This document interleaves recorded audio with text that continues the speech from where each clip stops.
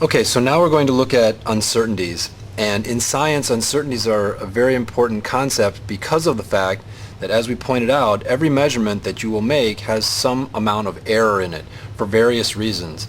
So it's really important to have some way of determining the confidence that you have in a measure. And that's really ultimately what the uncertainty does, is it expresses the confidence that you have in a measurement. So if you had a very high uncertainty, for example, that would be a measurement that you don't feel very confident of. And if you have a very small uncertainty, that would be a measurement that you feel very confident of. The way that we express uncertainties is that we add this plus or minus number, and it's typically one of two places. It would normally be either at the top of the column of the data, showing you how confident you feel about the data that's in that column, or it could be after a number, and I'll show you both of those methods. There are really two types of uncertainties. There's the raw uncertainty, and that would be for measurements like these. If you remember the rain gauge measurements, these are the measurements that were in individual containers spread throughout some area where rain was being measured. These are raw measurements, and so they receive a raw uncertainty. On the other hand, the 21.5, this is the average of all of these, and that would be a processed uncertainty. We would have a processed uncertainty for that.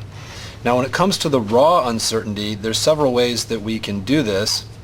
You can use the reading error. That would be perfectly acceptable. That's typically the smallest unit or half of the smallest unit. Or you can estimate it, the error.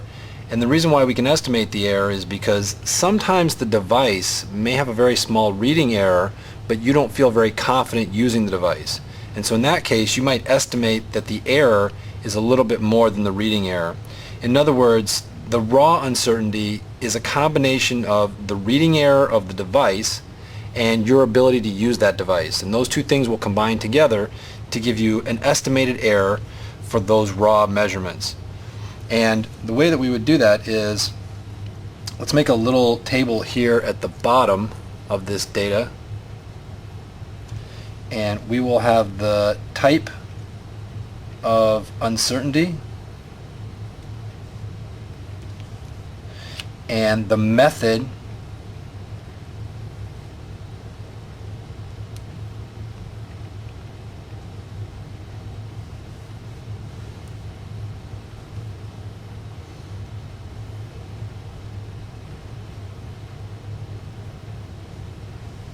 So we'll have the type of uncertainty, the method that you use for establishing the uncertainty, and then I'll give you some examples of that.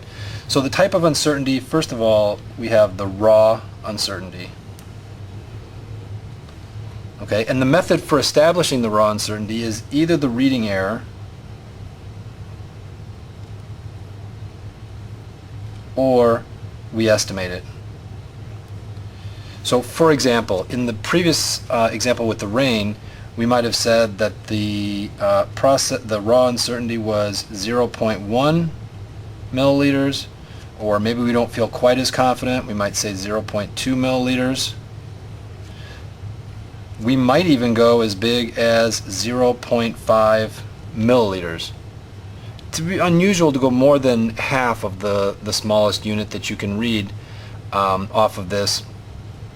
So typically you would probably choose one of these three. Now where would that go within your data table? It would go up here at the top, and I'll show you two different ways that you might do this. So the first way that you might do it is like this. You relabel where it says volume, but now you add at the end of the number a plus or minus, and let's say for example that we choose 0.2.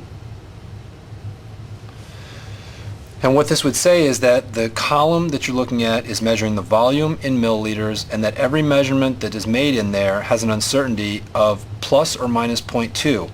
That is to say, your first number could be as high as 21.9, but it could also be as low as 21.5. But what you're expressing with this uncertainty is that you feel very confident that the number is somewhere between 21.5 and 21.9, or that is to say 21.7 plus or minus 0.2 milliliters. Now you'll notice that these have the same units, so there's a little bit of a redundancy in this. So a neat trick for getting rid of that redundancy is to write the property, in this case volume, plus or minus 0.2, and to put those in parentheses, and then you can take advantage of a little math trick called the distributive property. That is to say that milliliters applies to both of the things inside of the parentheses, both volume and the uncertainty get the same units. So that's a nice little trick to make a little cleaner way of writing the label at the top and still get that uncertainty in there. And then obviously in each of these columns we would have our data, and that data would continue down. Okay, this is the raw uncertainty. Nobody can tell you what your raw uncertainty is. That's something that you estimate. It's your judgment as to what the value or the confidence level you have in your data.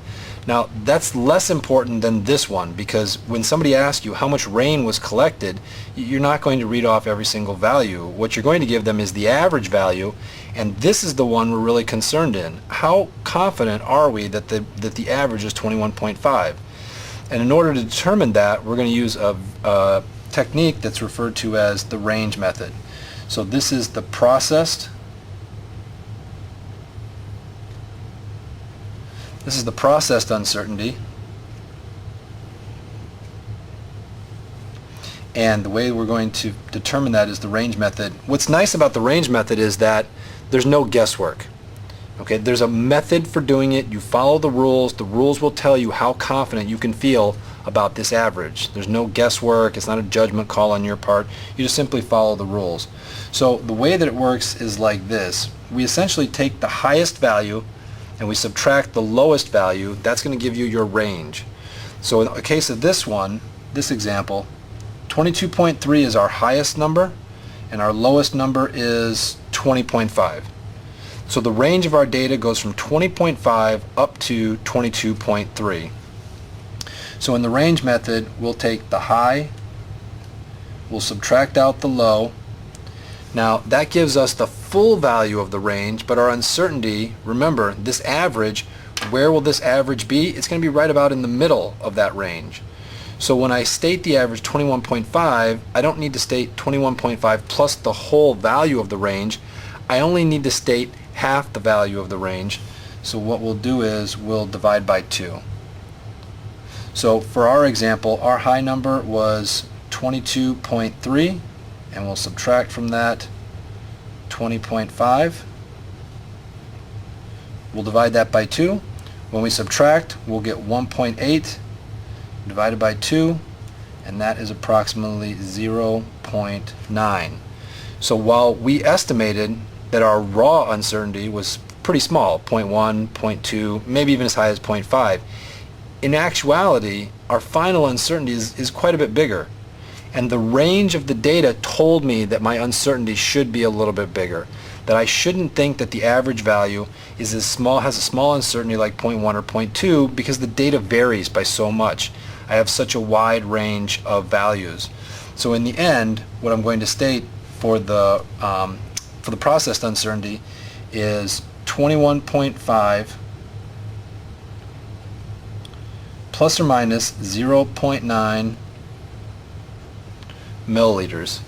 Now this is going to become my final uncertainty on the processed value, and that's really the important one. This range method is very easy to use.